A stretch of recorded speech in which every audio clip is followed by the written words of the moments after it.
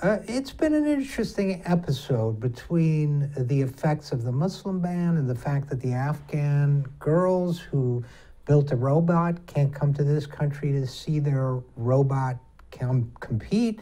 The fact that a growing number of Democrats would like to see their party led by a socialist, in fact, more so than would like to see their party led by a capitalist. The fact that there is a growing movement for single payer in this country. You know, it all starts to tie together.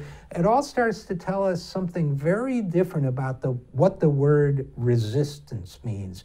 You know, when the hashtag resistance first came up, and I should really be better at pronouncing the word resistance, when the hashtag resistance first came up, we had some comments, we had some thoughts about the fact that we were concerned that it would be hijacked by mainstream corporate Democrats who thought it would be very easy to brand themselves as resistance leaders without changing their failed policies, the policies and prescriptions and rhetoric that brought us to the dismal situation we're in now, the dismal past we're in now, with Republicans controlling both houses of Congress, 2/3 of governorships, 2/3 of state houses, and the presidency. And realistically, they control the Supreme Court too. So we were really concerned that these losers would, let's not mince words, would hijack the resistance. And they've certainly tried. Andrew Cuomo has tried.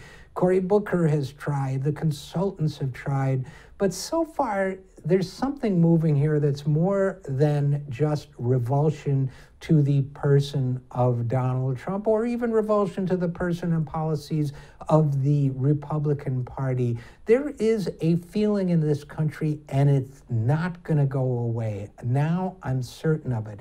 And the feeling is this, that we want to not only resist but build, and that we are not only resisting the odious personhood of Donald Trump, but we are resisting the political process that brought us the presidency of Donald Trump. And that doesn't mean just buying every crazy story that comes through on social media about what Russia may or may have done. Certainly we need a full-scale investigation, an independent investigation into Russia, and a special prosecutor. But I guarantee this, if there is something to the Russia story, it will turn out to be not an ideological subversion of our country by a foreign power, but corruption that crossed borders.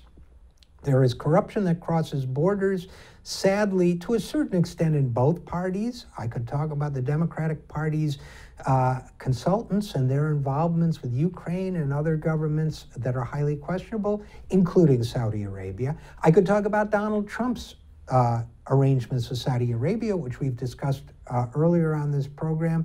There is corruption afoot in this land, but the corruption is rooted not in ideology, but in money. People want to resist that corruption. That means resisting the mindset that brought us where we are today, the mindset that exalts wealth over genuine accomplishment. We are in a sixth stage as a nation when we believe that a billionaire who made his money trading pink animals with little games on the internet is of more value to us than the teacher who teaches our children, than the doctors and nurses who make us well, than the firefighters and police officers who keep us safe. We are in a sick state of the worship of wealth, and that must end.